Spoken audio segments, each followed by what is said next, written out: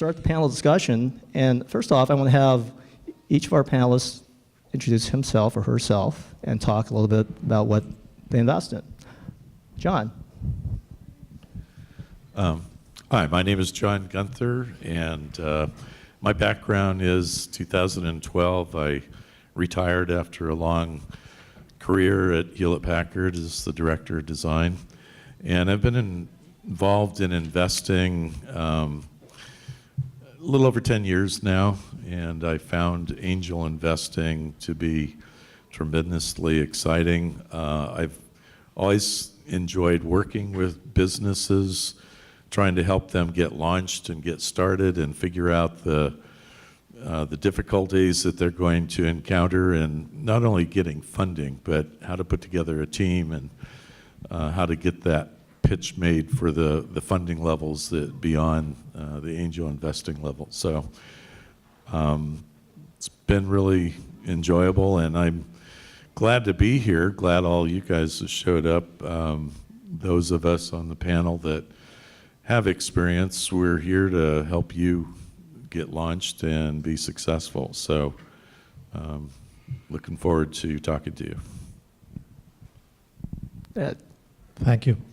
So my name is Ed Fernandez. Actually, my real name is Eduardo Fernandez. It's a Spanish name, so I am from Spain.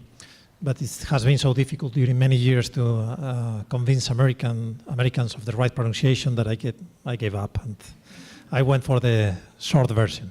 So long story short, 20 years in the mobile industry as a corporate executive. 4 years ago, I started a small micro-venture fund back in Europe with another 20 investors. We deployed the capital in 11 startups. That was my learning curve into venture capital. I started also my own company. That's a different story. Then 1 year ago, I partnered with a company here in US, and what we do, we help early stage companies to be prepared for IPO in secondary markets. Sort of kind of an alternative route to the traditional venture capital, but raising public capital in secondary markets.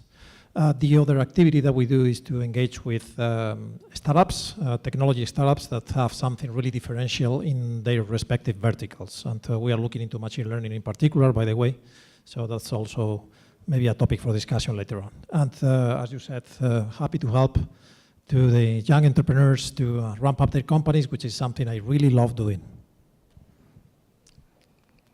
Does this work? Yes. Grace, yeah. Hi. Hello. Yes. Hi, everybody. My name is Grace Wang. I am a managing director of a fund called Orinda Tech Venture. We also created an incubator called Orinda Ventures.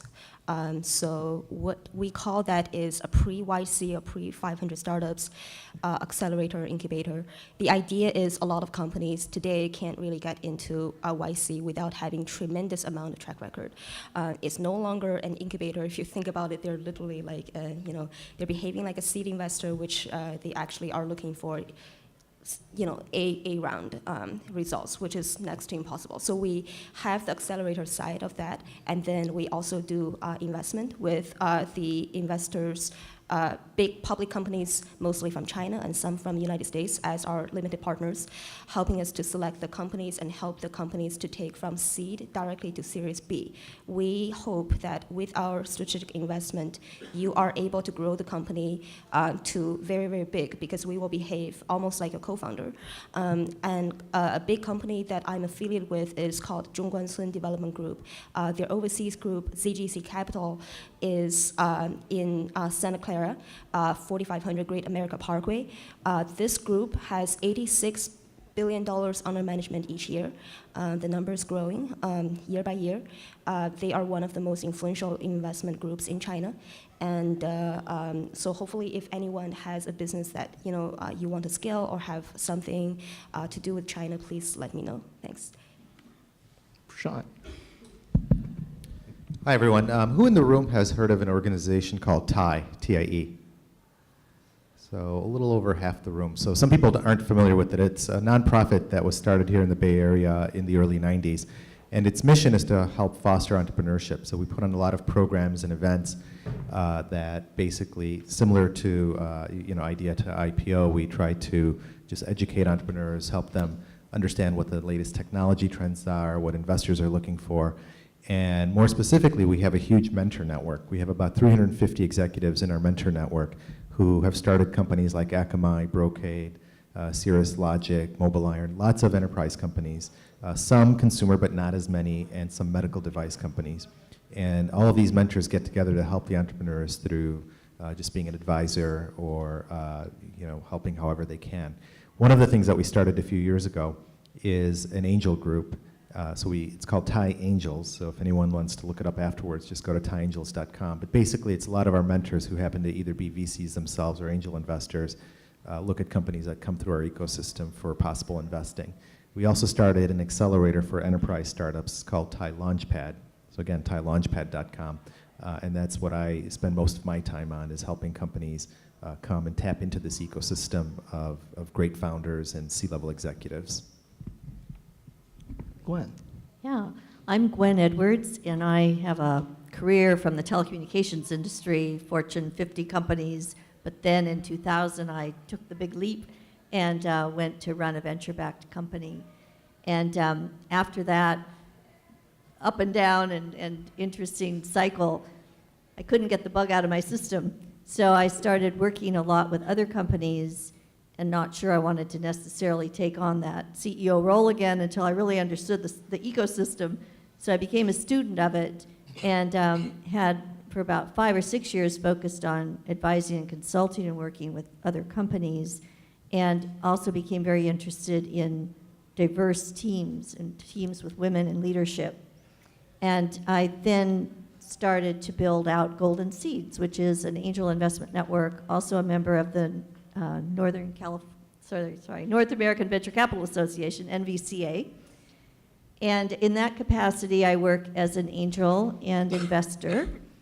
So that's of most interest to, I think, all of you in the room. We are very, very active. We have 350 members across the country, and we syndicate across the country amongst ourselves and with many other groups. And we love Thai Angels, and we work with a group called InSync, which is now a number of groups. Thai is participating as well, MIT, Harvard, the band, Sandhill, et cetera. So we're trying to help participate in making it easier for entrepreneurs to get access to capital without going through hoop after hoop after hoop with each group. So I'm happy to be here. Ho. Hi, Ho Nam from Altos Ventures. We invest in software companies. We've been in business for 20 years, just raised our 8th fund. And over the last 10 years, I would say we have started to do more and more outside of Silicon Valley as well as in Silicon Valley. We're starting to see, we just closed a deal yesterday in a software company based in New Orleans, and they were at a pitching competition like this 2 years ago. They won the competition. We tracked that company for about 18 months and finally made an investment. Most of the companies we look for are companies that have bootstrapped and gotten themselves up to a few million in revenues. What we hope to do is try to get them to scale to a 10 to 20 million revenue level before we decide whether or not we want to really scale it up to the next level. And so for most of our investments, we try to build a business with less than 5 million of capital, as little as possible, basically, maintain that bootstrap mode. And then the few companies that start to break through in the 10 to 20, 30 million range, we make a decision whether or not, hey, this has a potential to be a much larger company. And at that point, we'll start to apply tens of millions of capital to those companies. And one of our companies actually raised $1 billion in a late stage round last year. So once you get to a certain scale, then raising huge amounts of funding makes sense. But we're big believers that at the early stage, if you raise too much money, it's actually very harmful for those companies. And you could learn the wrong kind of lessons. You could mask all kinds of problems, maybe attract the wrong kinds of people who are in it just to maybe make money or something, instead of trying to really build a great company and develop the right kind of disciplined culture that you need. And I think it's hard to change a culture of a company when you have 200-300 people. You have to have the right culture very early on.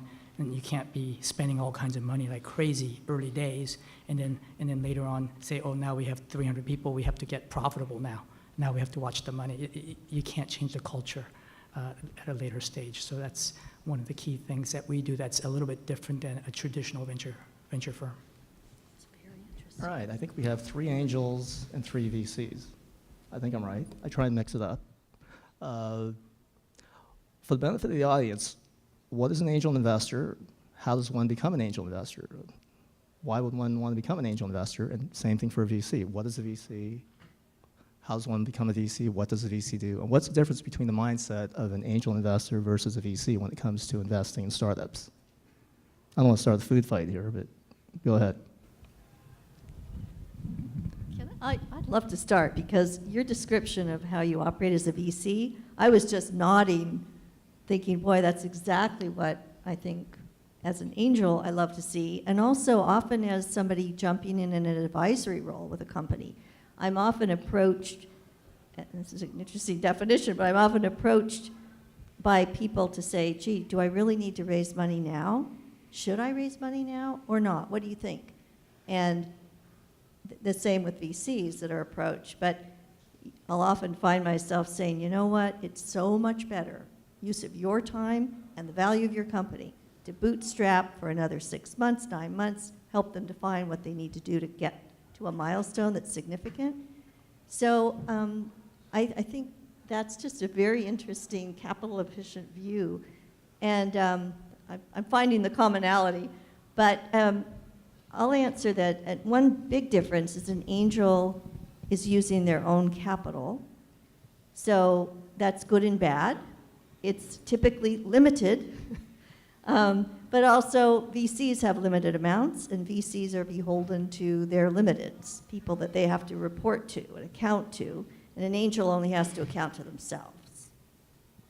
So that's one big difference. I can add a little bit to that. I think the are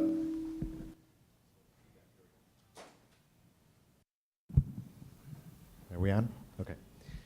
The other big difference between angel and VC, and part of this depends on the VC that you go to, but angels, they want the same X return that other investors do. So you always hear about the 10X return that VCs are looking for. Well, angels are looking for the same thing. It's just that because they're putting in less money, they can get those kinds of returns with a smaller exit. So for example, if you're raising just an angel round as an entrepreneur, and let's say you raise $1 million across a handful of angels or a couple of angel groups or something like that, and you sell your company for $20, $30 million, that could still yield a really good return for the angels that are involved in your company. That's, generally speaking, it's not a very meaningful return for certainly for a venture fund that has $100 million, $200 million of management under their belt. They're looking for the a bigger needle swing than that. But the same thing can apply if you go to a smaller seed fund. You can go to a venture fund that is a $15, $20 million venture fund, and same thing is if you get a $50, $70 million exit, that's still meaningful to them, whereas it may not be for somebody on Sandhill who has $500 million under management. I think what attracted me to be an angel investor, and by the way, angel investors are qualified. You have to have certain financial qualifications to be able to be listed as an angel investor and legally be able to enter into contracts with companies. What attracted me to it was the flexibility of being able to play a lot of different roles with people starting a business. I could be a simple advisor, or I could be part of their team. I could be on the board of directors, board of advisors, introduce them to different methodologies and procedures that they may not have known about. I can get intimately involved with the business at all different types of entry levels of investment. It's kind of a partnership that's been interesting to me for the companies that I invest in, that I become part of them. And for the larger companies that are more established, we'll put together some collaborations, somewhat like what Gwen was talking about. Different angel investors with similar interests would group together and pool their money, and we would become part of that team, but we'd have more capital to work with. So it's attractive to me because of the flexibility at that level. You know, I can wait longer for the investment return. I don't have investors' money that I'm working with. I'm working with my money, so I can make some gambles for different time horizons, or when I get my money back, or if I get my money at all. So that is a gap that sometimes entrepreneurs need to fill before they're ready to go to venture capital teams. They need somebody that can help them fill that gap and get them to that next stage so they're prepared, ready, and have a product that is mature, produces revenue, has market established, all the attractive things that they can go to a venture fund with and have those proof points. So you're into gambling, huh? I'm sorry? You're into gambling. You said you're a gambler. Oh, yes. Anyone else? Okay, on top of everything that has been said, obviously the main difference has been, or the difference between traditional venture capital and business angel is the way you report those expected profits. Venture capital needs to report to LPs and to others what is the result of the management of their money.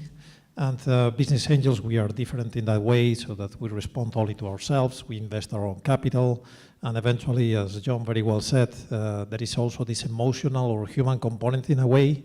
You are starting a business with someone else, and you are part of the team initially. You are helping them to close the gap, to reach certain milestones that will allow the company to qualify for the bigger round with the traditional venture capital in a way. On top of that, I find particularly compelling to get into this sort of business angel partnership in order to screen out technologies and things that are going to happen in the future. So a good way for us who grew older and we have been over corporate lives and entrepreneurs ourselves, a good way to see how the future is going to be is to engage at a very early stage level with the startups and young entrepreneurs that will define the future. And that's particularly motivating as well. So I guess that one piece of advice here for young people starting companies is to find the right business angels at the very early stage of your company, the right people that will help you in those difficult moments. There is a ton of risk when you start a company. There will be so many things that can go wrong. And it's very important that you partner with the right people and you have the right business angels with you, because they will be your first muscle and your first help once you go out there. I'll just mention something on how to become a VC. I think you could become a VC in one of two ways, and I've become a VC both ways.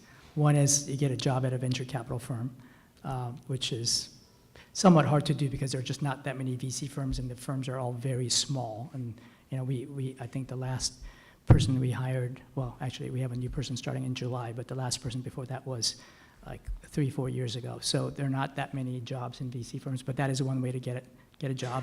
And typically you have to have some kind of a technical degree from a top tier college or MBA or something like that.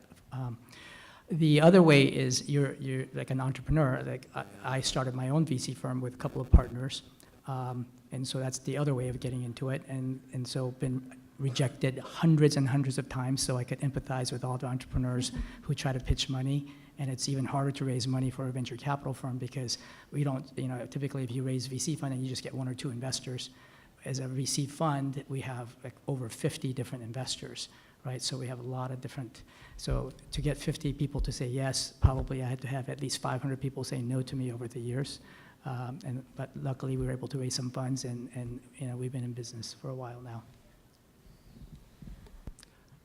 Well, fundamentally, a VC is an employee, and he or she has a fiduciary responsibility to their investors, whereas an angel investor basically has no one to answer to except himself or herself. So it's just a huge different kind of mindset, for sure. That being said, what was your best investment ever, and what was your worst investment ever? One of our favorite companies is a space company, which is, I can't really say the name, is probably going to be a SpaceX competitor. So within the last 4 months, they returned about 20 times. So we got in at the right time, but it's definitely a really exciting company. I think it's going to change not only the space sector, but also how we really in the future would define connectivity. 20x, that's awesome. Yeah. Anyone else can top that? Yeah, I want to sort of describe the worst investment for a VC firm is not losing all of your money in an investment. It's missing out on that great deal. And so one of our best deals that we've made about a 30 times return on, we passed on that investment in the first round. And so when we got into it, we paid 5 times higher price. Now, we're still very happy to do it, but think about the implications. We could have made 150 times our money, and that little mistake cost us $300 million, which is almost all of the capital we've ever invested in the last 20 years. And we're a small venture firm, right? So that one little mistake cost us more capital than all of the investments combined over a 20-year period. So it's really the errors of omission that are the greatest sins as a VC, not the errors of commission. We operate in an 80-20 rule. So out of all the different investments we've made, 10% of the companies end up getting 20% of our dollars because we tend to load up on the very few winners. And those 20% of dollars returned 80% of all of our profits over the years. And so whether we lose all of our money if we make a $2 million investment or make a 2 times return or a 3 times return, doesn't move the needle that much for us, right? At the same time, I spend a ton of my time in all of those companies because we have so many companies, and not everyone is going to go for the moon. But we have a responsibility to work with every single company, and we have to do a good job with every single company because in the early days, we don't know which of these little companies is going to go for it, right? That's why I say we work really hard to try to get all these companies to a $10 to $20 million scale. And then at that point, we have a much better feel for what kind of team we're working with, what kind of product, what kind of competitive market dynamic.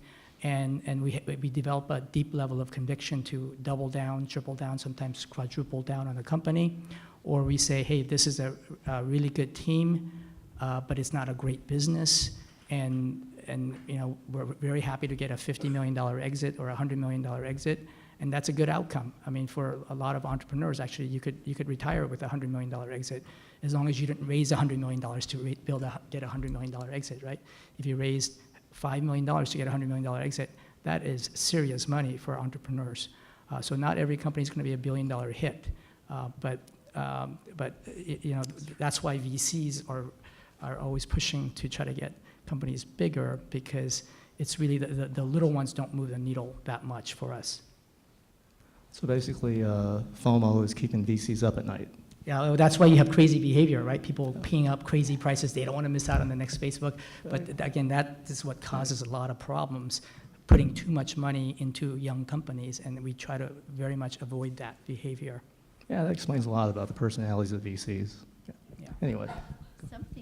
I had similar to Ho's comment was that I had an investment in a company that I recovered my investment, so I didn't lose money, but the potential wasn't realized, and it was a gaming company. These guys were brilliant. They had a compelling game. I see that's on your list here, Rob. But it had so much potential, but they missed on really anticipating some of the technology advances. It's a very fast-growing technology world, the gaming business, and you have to be ahead, not just with it, but you have to be well ahead, anticipating where it's going to be successful. So the potential wasn't realized, but what I learned from that was I didn't know anything about gaming, didn't know anything about the industry, the technology, the whole market, and that taught me a very important lesson that I need to invest in what I know. Because I'm a partner with the company and I'm bringing expertise and knowledge and mentorship to them. And if I invest in something I don't know or don't know anything about, that's unfair to them. That's they're not going to get their best benefit from having an investor. So what are 3 things you look for in a startup before you would consider investing in that startup? Just 3 things. Anybody? Technology. I actually personally don't care as much about your business plan. I believe we can somehow figure it out. If you're smart enough and you're driven enough, you eventually will figure it out. Technology is something we cannot go without. And then scalability, and then which pain point you're solving. If you're solving a scalable problem that is a true pain point of the industry, and you have the technology, I believe, you are able to grow this business into something large with or without us. That is when we definitely want to get in. The number one thing I look for in an entrepreneur is a point of view. Does this person have a unique point of view? Are they looking at the world in a different way? And the more different, the more crazy, the better, right? And it's a combination of that, plus I'll give you an example. One of my favorite investments is a company called Roblox, which is like the next generation Minecraft. That they do 3D Lego. Just was very passionate about that. Well, I personally think that idea is really stupid, right? It's like, well, I'm not going to back this 3D playground thing online. Like, why would I invest in that?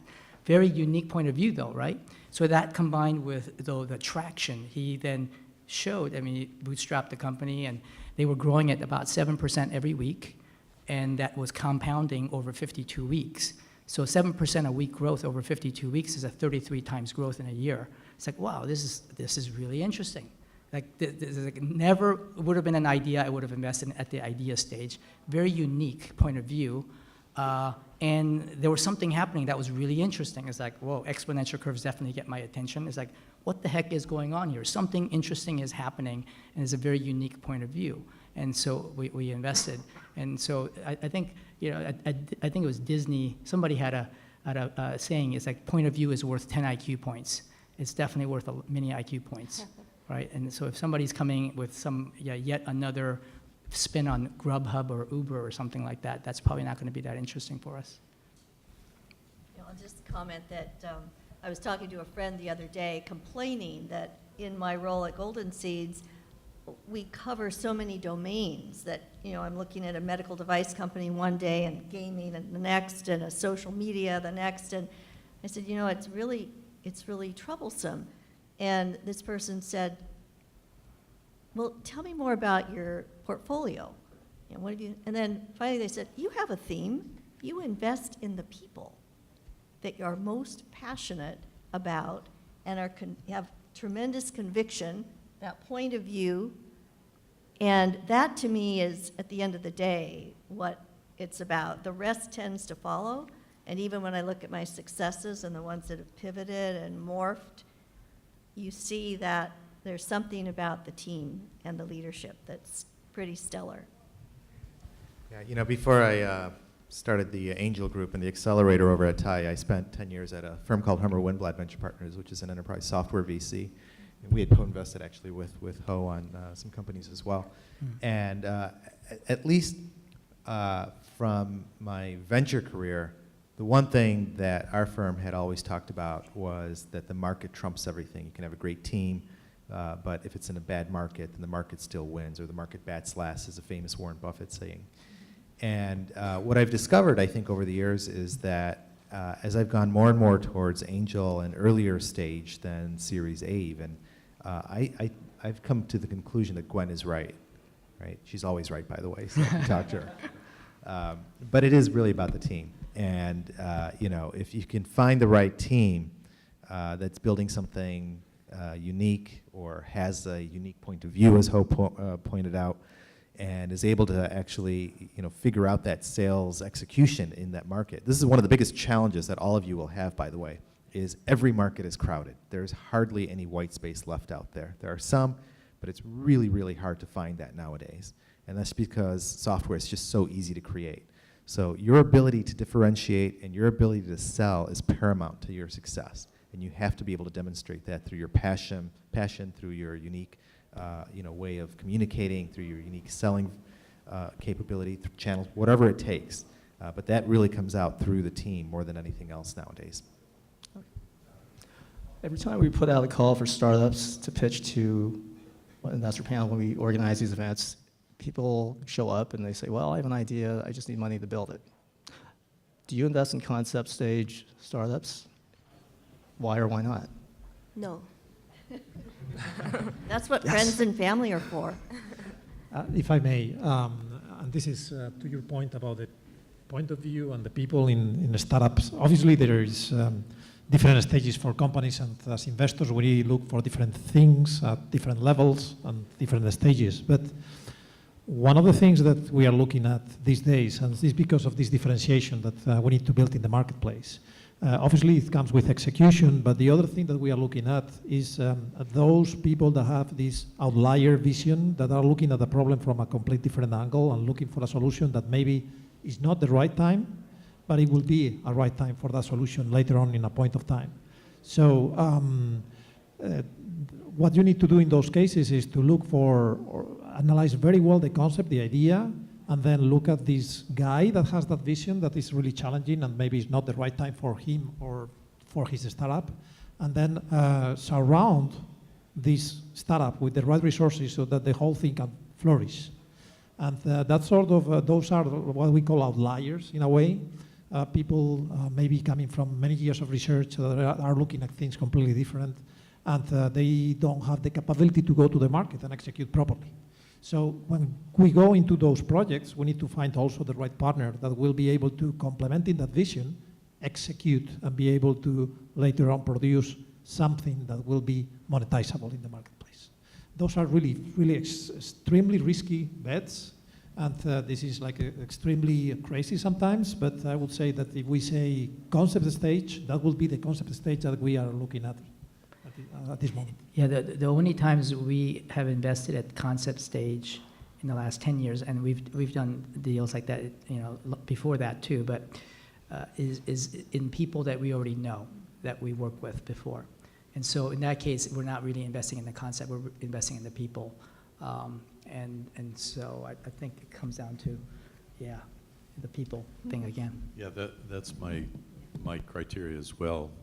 I have invested in concept stages, but only with people that I know.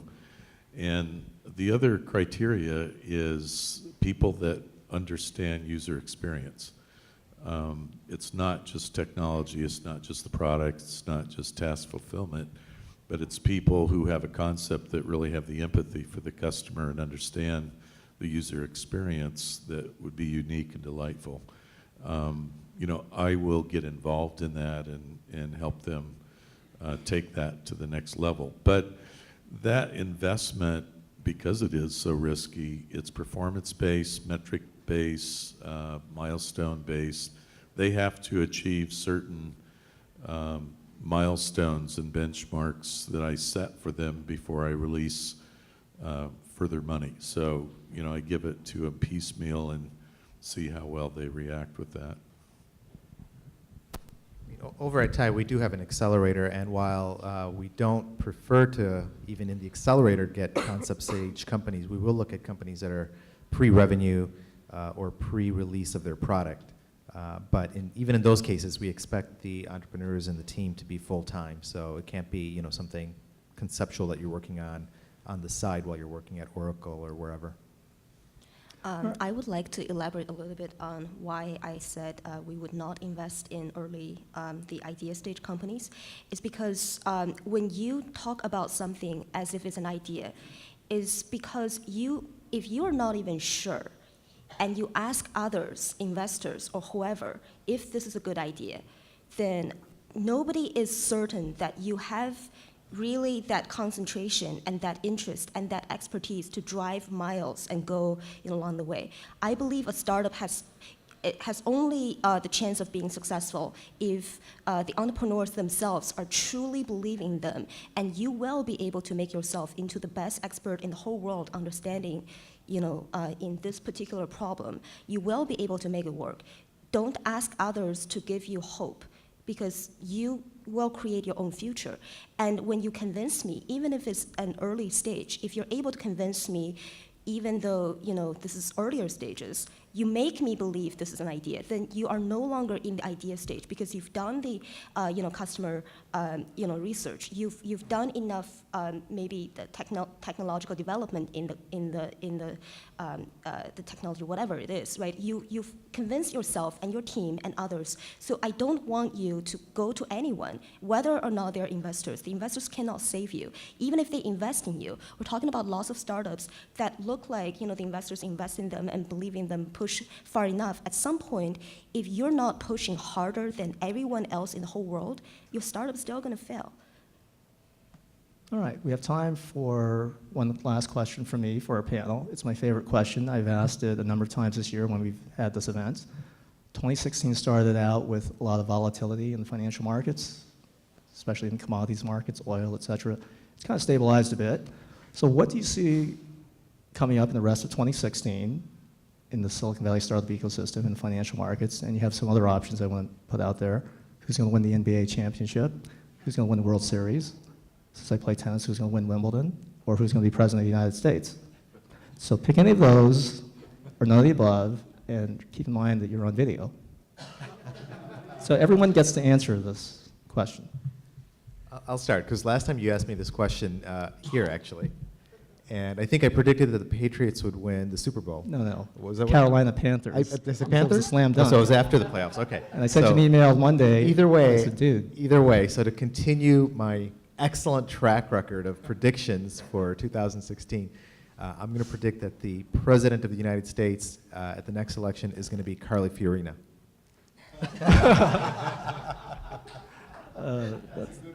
There's $1 million to 1 payout, right? I think I'll stick to the Warriors. They're going to win tonight. Well, they are up 86-64. So. Question? Is that cheating? Number 8. I don't really think about markets. I have no idea where the markets are going to go. I mean, all we care about is make sure that our companies have enough money to survive and are profitable. Like you want to, as an entrepreneur, your dream is to be able to control your own destiny, which is to be able to operate without investor funding or banking, without debt or whatever. And so if our companies are profitable, in good shape, and they have enough cash to invest and grow their businesses, that's all we care about, right? And hopefully we're doubling every year. But if not, and that's fine too. As long as we're growing and we create jobs and people are happy doing what they're doing and serving customers, like life is good, right? If you're running out of money though, and you're desperate and you need a bubble market to sustain a crazy valuation for your company and all that kind of stuff, well, then you do care about the markets.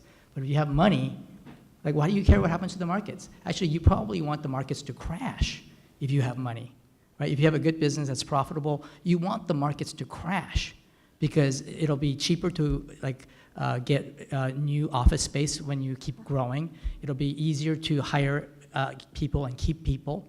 I mean, so many things get better actually. So all we focus on is make sure that our companies are operating, executing, and have enough money to do what we need to do. And as long as we have the money to do what we need to do, who cares what happens to the market? I hope it crashes, right?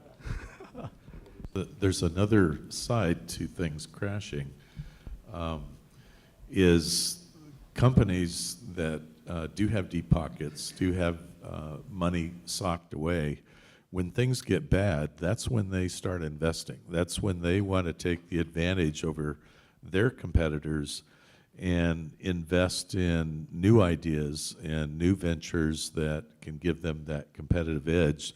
So when the market comes back, they own a bigger share, or they're in a stronger position. So as an entrepreneur, if you can ride that wave in that little niche and figure that out, there's going to be a lot of money spent trying to get that edge when the markets are really bad.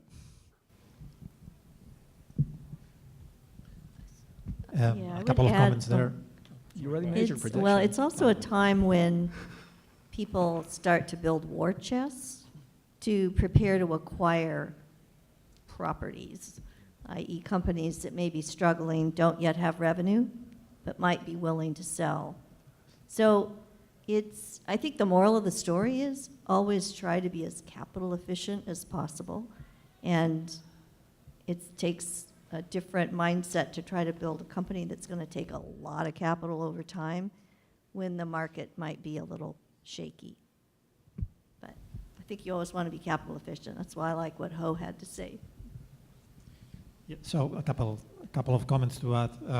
Yes, it's true that the first quarter of this year, according to the data, there is a slowdown in venture capital investment. I would say that this is not significant or not something we may consider in the long run as something impacting the year. Seems to be that everything is healthy.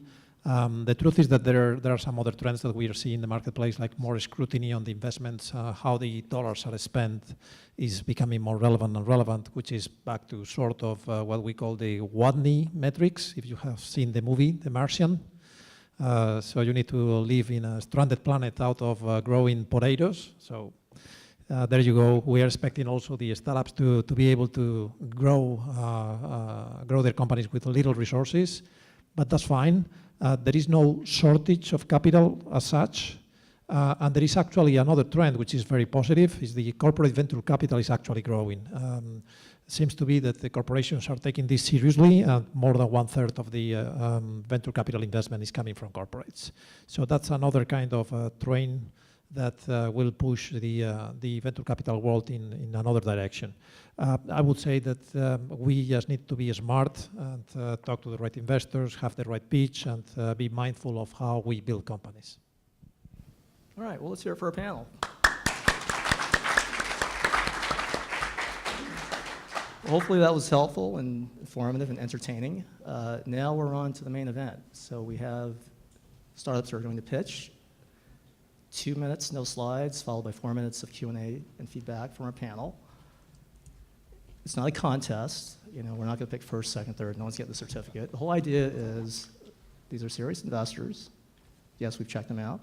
And these are serious startups. And we've gone through 4 days of rigorous, grueling tryouts and rehearsals. So the lineup that we have are startups that have traction and they mean business. So the whole idea is hopefully an investor will want to have a second conversation with one of our presenters, and that would be a great outcome.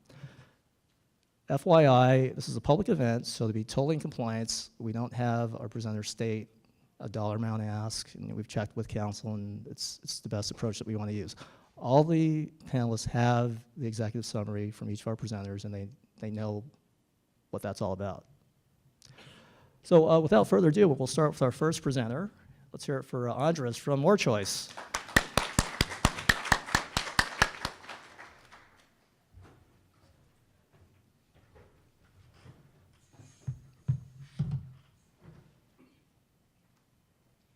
Hi, everybody.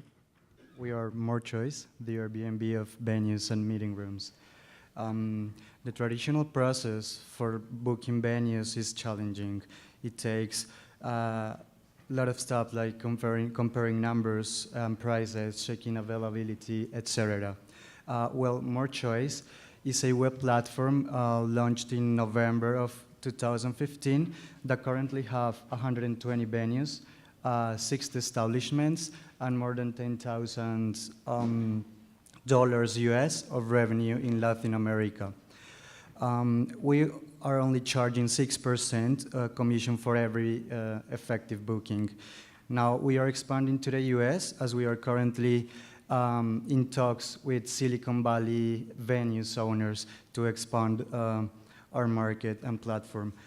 More Choice combines the offer and demand of venues and meeting rooms, so users are allowed to make an effective booking in less than 2 minutes, including all the additional services, such as audiovisual aids, food and beverages, etc. establishments can also upload their venues for free in our platform, which guarantees worldwide exposure 24/7.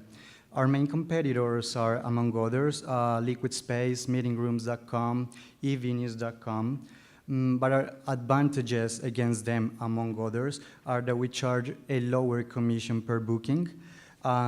If the price of consumption is higher than the price of the venue, then the customer will have a discount. And we increase the occupation of venues, which is good for venues owners and improves their income. In 2012, $1.8 million events took place in the United States. It represents $150 million per year. Thank you for your time.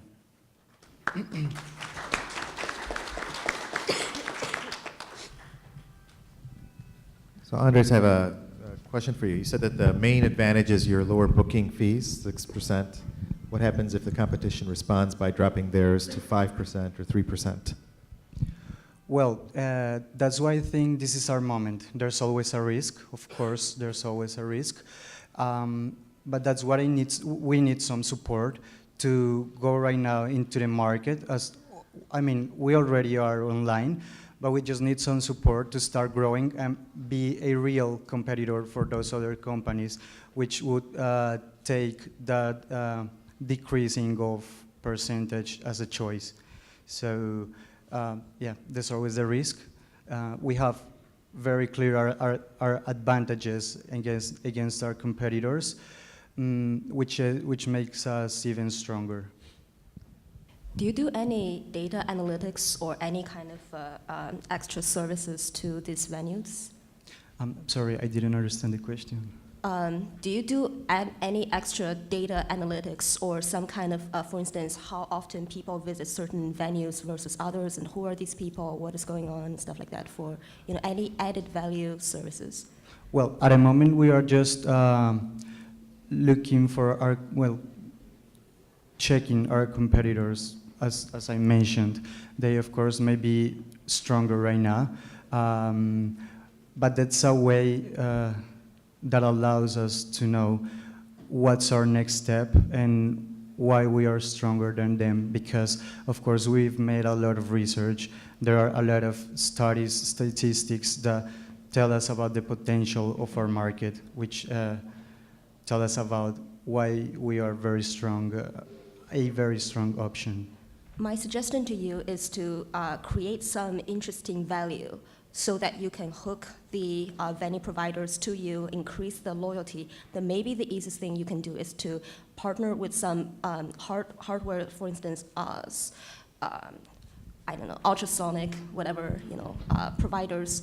Maybe they can do something for you for free, something like that. Partner with them and then make you a provider that creates something that is hard to get rid of, because it's harder to get rid of the hardware, which is not even provided by you, but by a partner, something like that. But we can talk about that later. Thank you. Quick question. So you have 120 venues in 60 establishments. How do you get new customers, new venues on board? What is the process and the acquisition cost? Well, we are thinking on start this online marketing, which is very proper in terms of if you keep in mind that we are a web platform. We are also thinking on a sales team, a market team, and yeah, basically those topics I think that are the most relevant, and a person may be just focused on these social relationships, which help us like being even more exposed to maybe media or something to create this credibility that we need. To acquire customers. Sorry? What did you do in your own country to acquire customers? Well, it's been a one-on-one process, like in person, going to the venues, talking to the owners, helping them with the process, like teaching them at each step. Because as I was telling a couple of persons before, well, we in Colombia are evolving to this digital process. So at the moment, people don't trust it very much.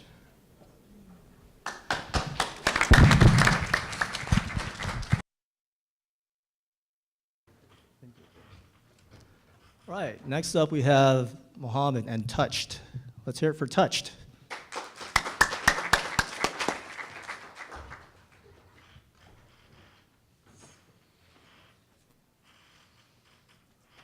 Hi, I'm Mohammed Mansoor. I'm the founder of Touch. I'm Mohammed Mansoor. I'm the founder of Touch, and I'm a Founder Institute graduate. I have 600 Facebook friends. I also have 900 LinkedIn connections and 2,000 contacts in my address book. I'm very well connected, right? But what this hides is that I haven't talked to my brother in 2 months. I haven't met up with my childhood friend in over 2 years. And I haven't reached out to my mentors this last quarter. Not because I didn't have time. We all have time. It's just that these connections get drowned out with the sea of connections that we build up over time. We help you solve that by letting you build deeper, more meaningful connections with the people who matter most to you. So Touch lets you add a bunch of friends to an inner circle, only the people that you want to stay in touch with. We then maintain your relationship health with each one of them based on interactions across calls, text, WhatsApp, email, social media. And when it drops below a certain threshold, we give you a gentle reminder. So we launched a public beta on Android in February. We've grown to 700 users totally organically. Our daily active user to monthly active user ratio is 30%, well above the industry average. And we intend to target existing mobile social users by leveraging Facebook, existing social platforms to get more users. So we're offering a freemium subscription model. So it's free to use, but we're currently building premium features such as LinkedIn and email integration that require monthly subscription. We'll intend to roll that out in 2 months. So we have a good team. We have 30 years of experience just between the founders and the advisors to help us guide the way. The market potential for such a product is huge. Everyone with a large social network and busy lives, which is pretty much all of us, would find value in this. We estimate it to be at least 500 million users who can use this. We were live on Product Hunt as well as Tech in Asia. Please join us in building a more connected world. Thank you. I have a question for you. What validation did you do to know that people want this? Did you do surveys, interviews? How did you capture the desire that people want what you're produced? Okay, so let me just start off by saying that this started as a personal itch that I was trying to scratch. I was looking for something for quite a while before I decided to build it. And before we started, we joined a startup cup. It's an institution by Sean Griffin. And they made us go through all the customer surveys. We did all that. 90% of the people said, yes, we want something like this. The other 10%, they didn't quite get it. That's kind of like the reaction we still get. There's some people who totally don't get why you would need such a thing, and the others would go like, we've been waiting for something like this all our lives. We went through Founder Institute, again went through all the, the surveys and everything. Overwhelmingly, people come up with the answer that we have been looking for something. Think about it. Relationships are probably the biggest thing that determine your success in life. But our conviction, the way we're different is that we think relationships are as important for people as they are for businesses. You hear so much about these customer relationship management solutions, not so much about personal relationship. That's where we come in. I hope I answered your question. I think you potentially can have another business model, which is not, I think the people who are more likely to pay are not the people who, individuals who use this, but are actually, because you're across different platforms, let's say, you can actually remind a person to use Facebook or Instagram or whatever to interact with your friends. So I think it's more likely the social networks that are losing customers, of particular type of customers, that would be interested in paying you. You should think about how to, and they're going to pay, larger I absolutely amount of money. agree with you. So in the long run, our long-term vision is not to monetize directly. but it's more to build a social graph that's better in the sense that you don't just know who's connected to who, but how well, how frequently they meet, where they go out, everything. So there's a privacy element to it, and we're addressing that. But if you can build that social graph, then you can monetize that to offer more premium services, such as introductions. You know, that's the currency that goes around in Silicon Valley. Product recommendations, people are 70% more likely to buy a product if recommended by someone very close to them, stuff like that. So we are looking at indirect monetization, and one of our exit strategies is to exit to someone like LinkedIn or Facebook.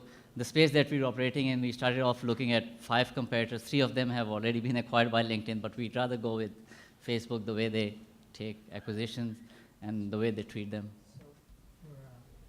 For what it's worth, I think it's a very good idea at a high level. So, but it's going to be devils in the details. So, my wife actually works at LinkedIn, and she works with somebody who had a similar kind of idea. He tried to start the company, and then he ended up just going to work at LinkedIn, trying to do similar kind of things. So the devil's in the details. Like, could I see something like this really working very well? Yeah, maybe. And could I see it also not taking off? Yeah, maybe. So I would want to see the details of, okay, what's the growth, engagement, how often are they coming back, and if they're incredible fans of it and it's growing like crazy, then I'd be very interested in talking to you. But without the data, I think it would be hard to get venture funding. You have to sort of see that really, you have to lay the seeds down, and you put something out there, which is great. Now it's the beginning of the experiment. Let's see what the data says. Absolutely. Yeah. So.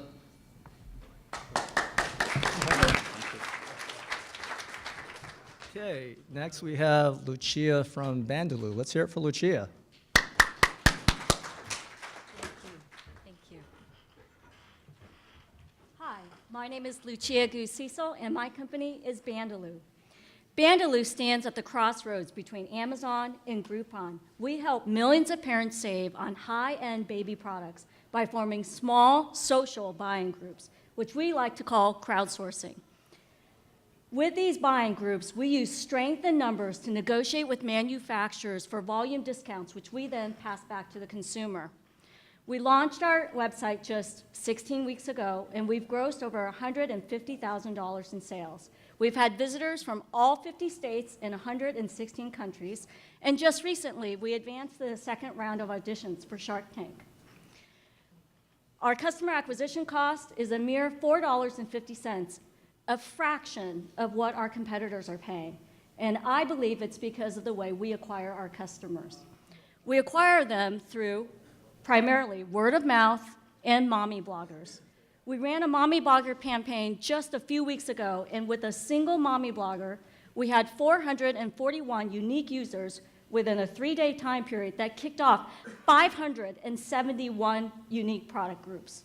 8.8% of those that registered converted to buy at least 1 or more items, and since then, they've returned to buy a second and a third item, giving us a customer retention rate of 40%. That number is only going to grow. Let me tell you how our website works. We focus exclusively on the high-end brands, just those brands that everyone wants to buy but never go on sale. Just kick off a crowdsource, wait 3 days for the crowd to grow, and then we deliver savings to you. But to be sure, Bandaloo is not just about savings, because we bring customers, parents together on our crowdsourcing platform where parents can see what other parents are buying. They can chat with each other, and it's those parents that then help other parents with their purchase decisions. Thank you very much.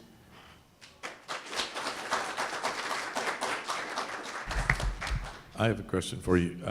You have a product launched, Yes. and you're asking for $500,000. How are you going to use that? We're going to use it in one of 4 different ways. We'd like to build a mobile app. We've heard from our customers, 50% of them are using mobile, and they want to use a more efficient and easier way to shop with us.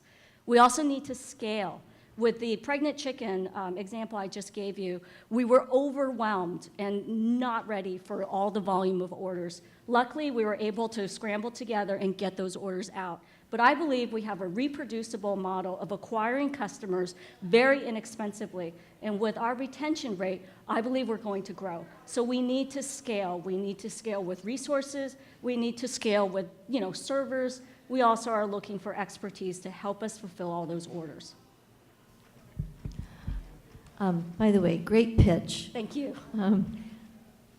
Are you thinking also about the data analytics that you'll be collecting? Absolutely. We're already starting to collect a tremendous amount of data. Things like when their babies are born. We have a baby registry. Things like preferences. On our website, when you join in a product group, you get to see what those other moms and dads who are buying the same thing that you are have kicked off.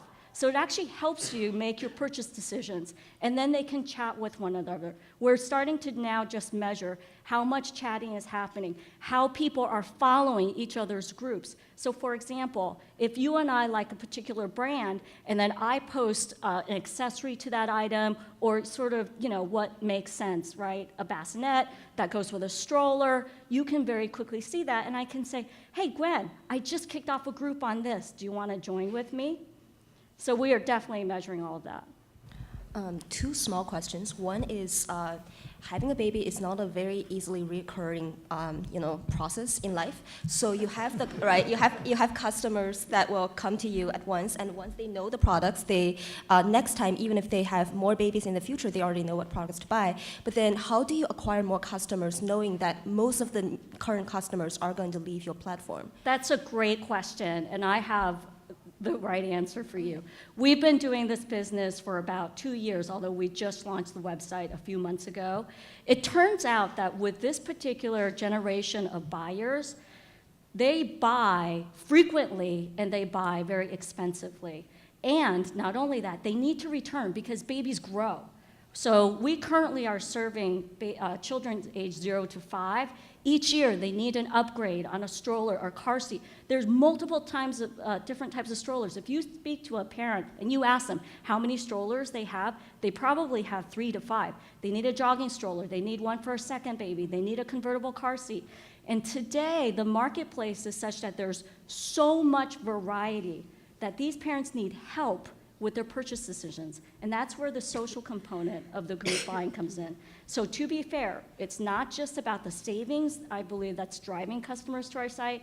It's also the ability to say, you know what, I can't figure this out. There's too much noise. Let me just go on the website and see what is the most popular thing.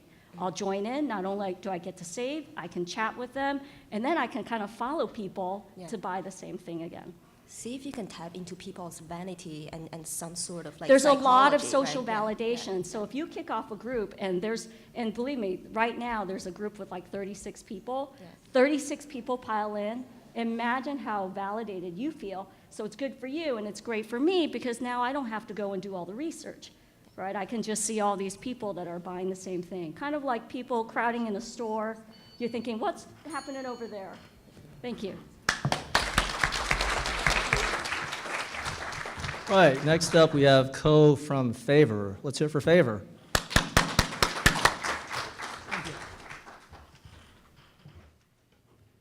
Hi, I'm Ko, a co-founder, CEO of Favor. We are developing a website only for app developers and app startups to review each other's apps. We soft launched the service in this February. Now, more than 3,000 apps are listed. More than 10,000 reviews are generated in App Store. Why developers use us? Because they need reviews. Think about it. Without reviews, users won't install your apps. Without reviews, users cannot even find your app because reviews affect the ASO rank, which is discoverability rank in App Store and Play Store. So, apps need reviews. The benefit is simple. You can get review for free. Here's an example. One of our users is a video editing app. They got more than 200 reviews through Favor. Now, their ASO rank is in the top 10, even though video editing is one of the most competitive keywords on the App Store. So how exactly does it work? We are building developer community. You can write a review to other developers. Other developers can write a review to you. If you write more, we will feature your app more. In a nutshell, write more, get more. It's completely free. So how do we make money? We are going to release paid listing feature similar to Google's AdWords. And what's the future? We know all developers want quality reviews, not just junk reviews. So we will make sure all favor review is quality reviews by using data science. Thank you.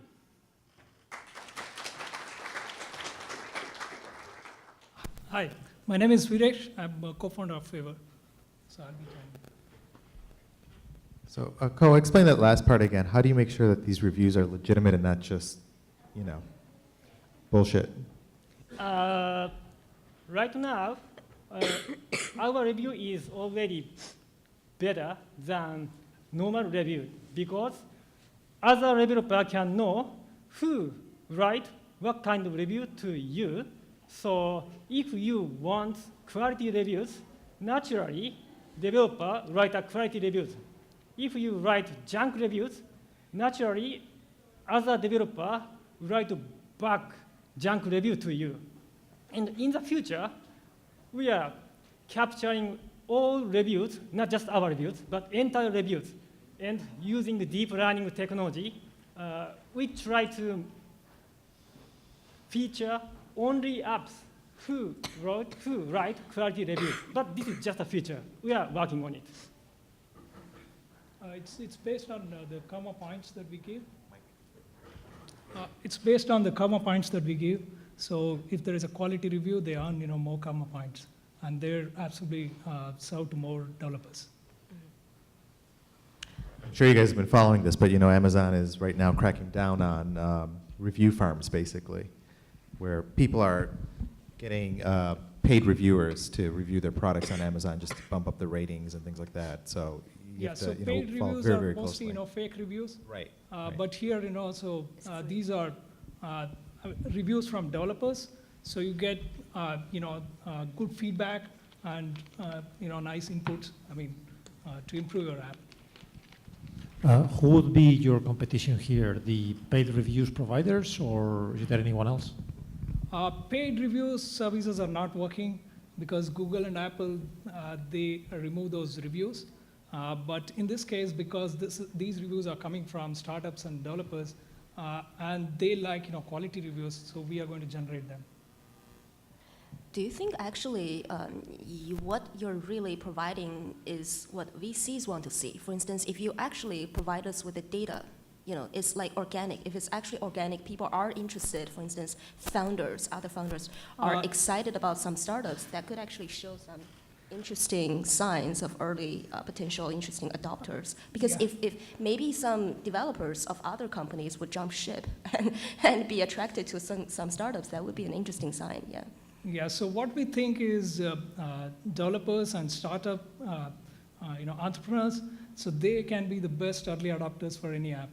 So, that's why we think we can generate quality reviews. I think I would just urge you to look at the competition in this space, where people are not directly doing what you're suggesting, although that's true as well, but taking elements of reviews and developer reviews and then creating metadata and other ways to identify and search for the best apps. Just so you don't go too far until you're really clear about your value prop and how it's differentiated. So we don't have many competitors in this space. Do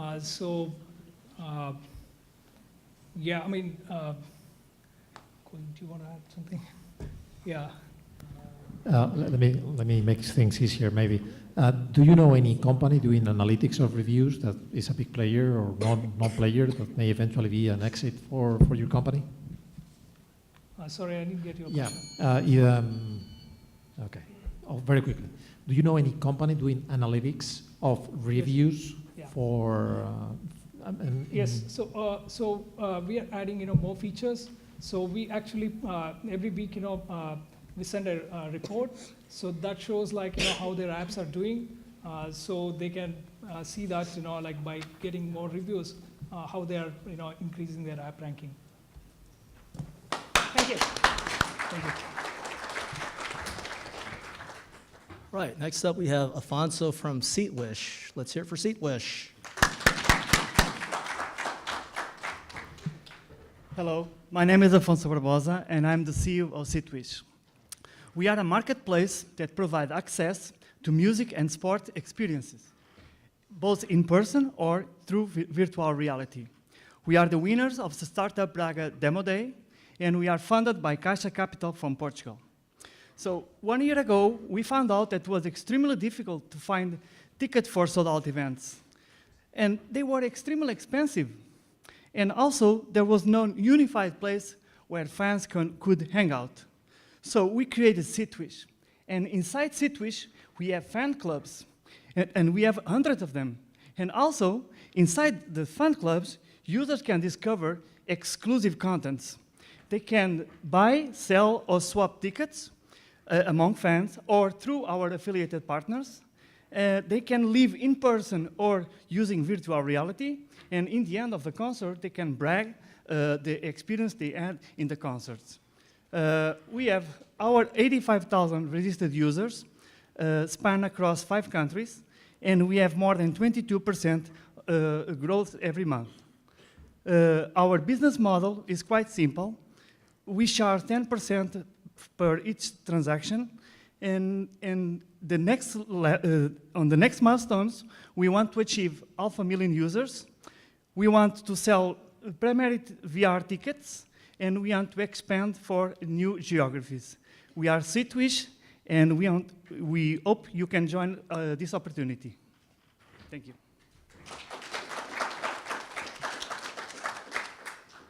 I find this really exciting. There is a startup in Rothenburg Ventures River Studio, maybe like last year. They were not doing exactly what you're doing. They were just doing like your experience in a stadium with all the sports-related stuff, and then you feel like your hands, yourself is actually there. You feel like you can interact with the person. I really don't know about your VR. The stage of the development would be very interesting looking at that. I suggest that you should start working with, like, let's say Manchester United or whatever, these big clubs as early as possible, because I can't say more than this. I possibly know your competitor who is going to in the same market. I think right now, if you have the technology, then speed is really your ticket. Yeah. Exactly. What we do, we have a platform prepared. Sorry. Yeah. So what we do, we have a platform that monetize streams from VR, from any kind of person can stream through us. But what we really do is we give our users the possibility of going to any kind of event they want. Yeah. Even if the event is sold out and they cannot sell, they cannot buy the paper ticket or e-ticket, Yeah. we always give them the possibility of experience the concert or a soccer event, let's say. So we are aware that this is an area this started beginning. We are not focusing on the hardware side. Yeah. We are only focusing on the platform and the community around all the fan clubs. I see. Yeah. That's what we do. Excellent. eBay had legal issues in reselling tickets, fans reselling tickets. Can you talk about your investigation and all the legal ramifications of what you're doing?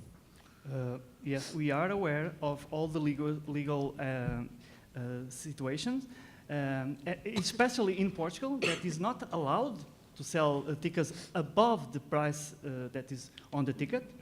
But we still operate there because in our platform, we don't allow users to sell above the price in Portugal, but in the US, because it is allowed, like we have competitors like StubHub and Vivid Seats and many more that do the same, and we know our boundaries. So we are doing everything based on legality, and we sell secondary tickets, but we also resell tickets from other sellers. Let's say SeatGeek is one of our, we integrate also with SeatGeek. So they also sell secondary tickets. So we get tickets from them. So we know that we are operating legally. I think this is very interesting. I could imagine a way to disintermediate StubHub, to name a name. But also, I once heard Eventbrite CEO actually say publicly that they know for a fact that even if you haven't sold out an event, if you make it available through live streaming, it creates fear of missing out, the FOMO effect, and people then want to go the next time they can get in because they now experience it virtually but want to be there for the real thing. So I think you're on to something really interesting if you can dovetail between those two virtual and physical realities. So if I understood, you said that it's good to mix virtual reality tickets with the normal tickets. Yes. So it's true, and that's why we are in this business. I got it. What happens is that they can increase the revenue multiple times without doing nothing. And that is good. Very good, Doug. Right, next up we have Scott from Neo Effect. Let's hear it for Neo Effect. Okay, it looks like Golden State Warriors just crushed the OKC, so it's a good night. It happened just now. Awesome. So, my name is Scott, and I'm a CEO of NeoFact USA, co-founder of NeoFact. NeoFact is a Series B startup that was first incorporated in South Korea in 2010. So we make this smart glove, just like this, for the hand rehab process for the neurological patients, including the stroke and the spinal cord injuries. It's an FDA-approved medical device, and so far we've sold about like 50 devices to hospital customers worldwide since 2014 October, and 20 devices to home patients in US since January this year, totaling over like the revenue of $500,000. So every year in the US only, there are 800,000 stroke patients, like that happens like every year. And we're trying to help their rehab process and address the market issues around it. So the main idea is to make the hand rehab more fun and engaging. And for that, like we have the games that mobile games that the stroke patients can play with our smart glove on. So to give you some idea, we have like games like squeeze the orange, wearing the glove like by moving fingers like this, and pour the wine by moving your wrist like side to side. So these are all activities that you find it pretty challenging if you have a stroke. So as we just kicked off our US operations last October, we're looking forward to meeting more people and love to invite all of you like to our wonderful journey. Thank you.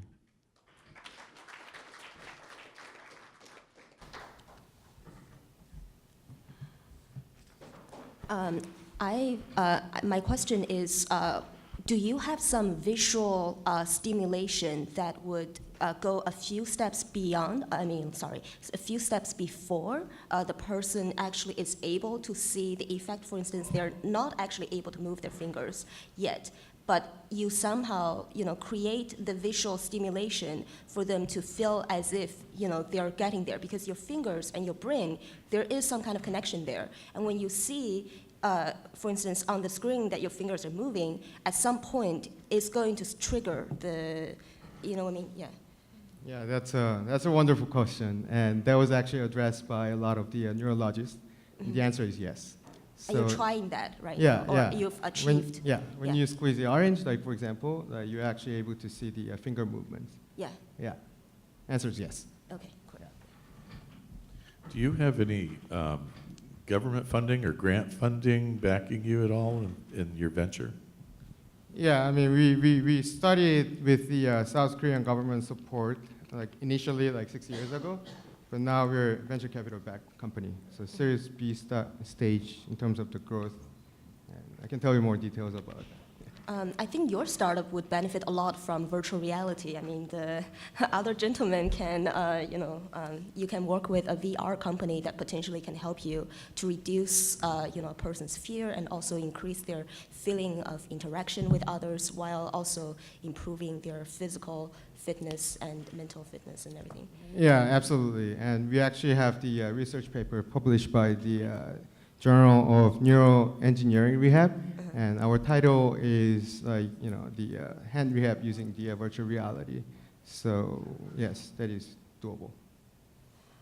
How many engineers do you have in America, and how many do you have in Yeah, great Korea? question. Like we have the in-house software team, and I view my company as the software team as opposed to the hardware company. Yeah. And we do have about like 20 software engineers like back in Korea, and U.S. office is like completely for the marketing and sales. Got it. Yeah. But your market is here, or do you believe the market is actually in, globally, or where do you start first? Yeah, we started selling from South Korea in 2014 October, and started from there, and like we started selling in U.S. like last October. So what's the pricing for hospitals and what's the pricing for the end users? You sell to both, right? Both, yes. Yeah. So we have hospital customers worldwide. Yeah, what's the pricing for hospitals? I'm sorry? What's the average price for hospitals and what's the average price for consumers? Yeah, $14,500 for the hospital. That comes with the 24-inch Android tablet and 4 gloves, 2 pairs of gloves. And then home customer, it's a subscription model, so it's a little different. So free rental, but the $99 month, like for the software subscription. Is that covered by insurance? Not yet. Okay, so it's just out of pocket people are paying, and how much are they paying per month? Working on the Medicare application right now. Okay. Sorry, And how much are they paying out of pocket per month? What's this? $99. $99 a month, okay. Is Samsung involved? No, I'll try to be politically correct. No. They own hospital. Oh, okay. You mentioned you are now in the middle of your Series B financing round, or is that the stage of the company? Financing round, Series B, are you raising funds right now? Yeah, we're actually closing the second round of funding, and then Series B in terms of the growth stage. But yeah, we're closing the second round. Thank you. All right. Last but not least, we have Helen from Mojo Home. Let's hear it from Mojo Home. Thank you, Rob. Hi, everybody. My name is Helen, and I'm here representing Mojo Home. Mojo Home is using virtual reality and to help people making design and purchasing decisions for their home renovation and home furnishing projects. We launched our product in China about 2 months ago, a little bit over 2 months ago, have been accumulating $500,000 revenues so far. The problem we're trying to solve is when people are making the design and also purchasing decisions for their home furnishing and renovation project, they're using imagination and trying to put all the different kind of pieces, objects in their room, trying to create a very nice home for themselves. Oftentimes, the result is not that satisfactory because the reality is not 100% matches your imagination initially. So what Mojo Home is doing is trying to bring everyone in their new home virtually at their decision-making stage, right before everything physically happens. In that way, you can avoid many mistakes and making the purchases more comfortably. We're looking to expand into the US market because we're facing with a huge market worth of $400 billion combining home furnishing and also home renovation. we're planning to tackle this in two-step approach. The first step is to use our SaaS model to work with the major retailers and furniture manufacturers to have them use our platform and to 3D and virtualize their models into our inventory. The next step would be build our online design and retail shopping platform so that everybody like us can go there and make a purchase.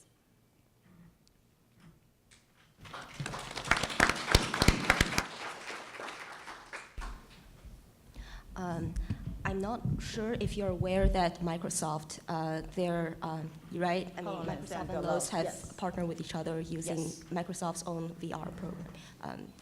Yes. Yeah. That's actually, so we're talking about the competitive landscape. We're looking at two sets of competitors rising. The one is what you're talking about, is the major companies like Lowe's and Home Depot or like IKEA. Yeah. They are exploring ways, trying to leverage augmented reality and also virtual reality to make the furniture thing happen. However, they're moving pretty slowly. Even like company like Wayfair, they started the whole company online. And they have a lab designating on this subject, and the lab responsible person showcased their technology in the most recent High Point, the furniture showcase, the furniture exhibition, and they're saying, oh, we're gonna launch this in 2 years, but we're actually making this happening right now in China, and we're gonna make this happen here in the US. We're just moving much faster than that. So is your, at least in the US, is your plan to become an e-commerce site, or are you just providing the technology that Wayfair and IKEA and everybody else can use for their sites? This will be the first step. Yes. Which one will be the first step? The SaaS model, like working with the major, first step it will be B2B, working with the major companies. The second, we would like to become a whole independent online design and also retail platform. Exactly the same model we're running right now in China. But we're taking a more cautious step in the US. And why did you decide that? Why did you decide to do it in that order rather than the other way around?